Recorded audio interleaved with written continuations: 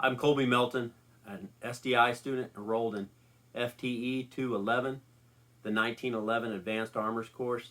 Today's date is March 21st, 2025. My professor is Dr. Perdue, and this is my week 2 assignment. Here we are in the work space. Here's my identification card. Here on the table we have the 1911. The magazine has been removed and is clear. We'll go ahead and clear the pistol. Magazine well is empty and clear. The chamber is empty and visually and physically clear. Additionally, there are no live rounds in the workspace.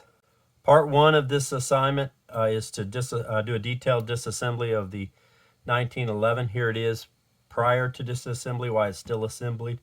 And then we will use a random number generator to identify 6 numbers corresponding to parts from the schematic and describe the part as far as its relation to the cycle of operations. I will now field strip the firearm.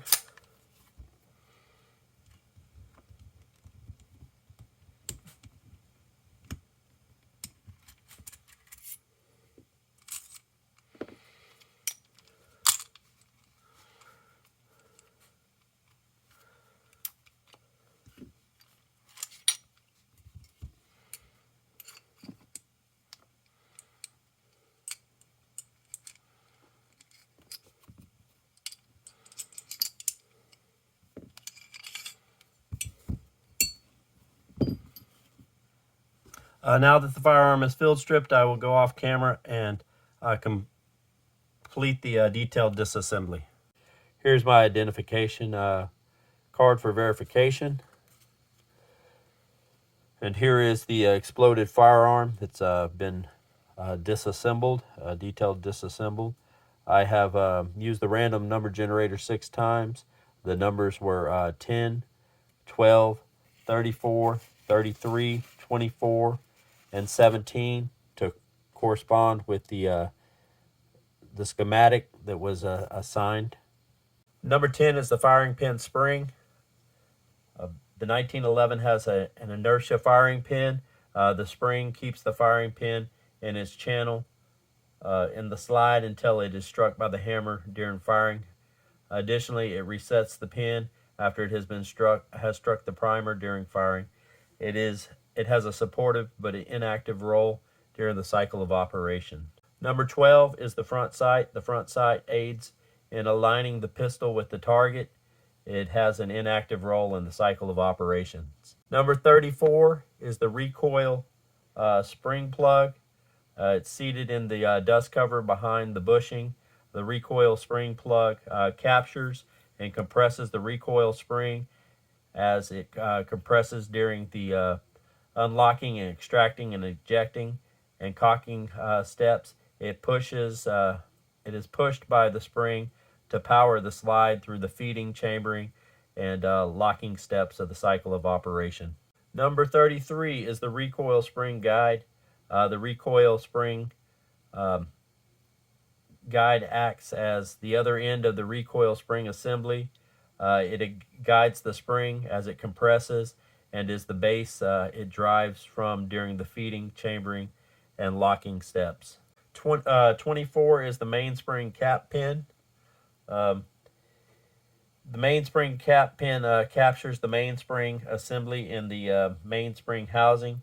It has an inactive role in the cycle of operations. Number 17 is the little pin right here. It is the hammer strut pin. The hammer strut pin links the hammer and the hammer strut together. It supports and allows the 2 components to elbow through the cocking and firing steps. So it is part of that action, but it's kind of just a pivot point for the 2. So it supports the cocking and firing steps. As additional note, number 12, the front sight, and number 24, the mainspring cap pin, do not have an active role in the cycle of operations. Neither one of them have a mechanical function that drives the action. Part 2, the firearm exploded disassembled and exploded before reassembly. Here's the identification card. Part 2, as you can see, the firearm has been reassembled. It's still clear visually and physically. Additionally, there's no rounds in the live rounds in the workspace, and the magazine is clear.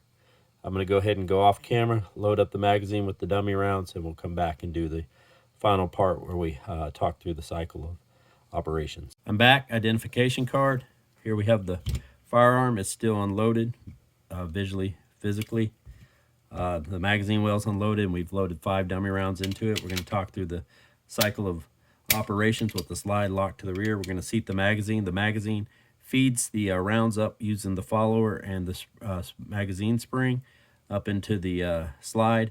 As the slide comes forward, the lug on the bottom is going to push it up into the extractor, and it's going to go up the ramp of the frame and then the bevel of the barrel, and this will be feeding. And then once it's the nose of the bullet begins to go into the barrel, that'll be chambering, and it'll go all the way up into the lock position like such. From here we have firing. When we fire it, the hammer falls, hits the inertia firing pin, hits the primer, sends a round down range. As we come back, as soon as it fires, it's going to begin to recoil. The energy is going to make it recoil. The barrel assembly and slide will stay together for a short period of time. As they come back, as they begin to separate, the extractor will pull the cartridge out of the barrel for extracting. As it continues back, it will cock and eject at the same time. The ejector, as the round hits the static ejector, it'll go off to the side, and then it'll cock the firearm.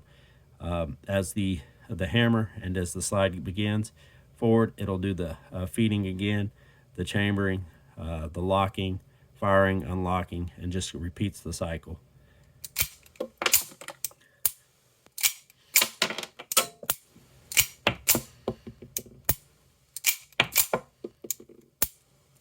And then on the last round, the magazine, the magazine spring pushing up on the follower, locks engages the slide stop, locking the slide to the rear. And this concludes the assignment.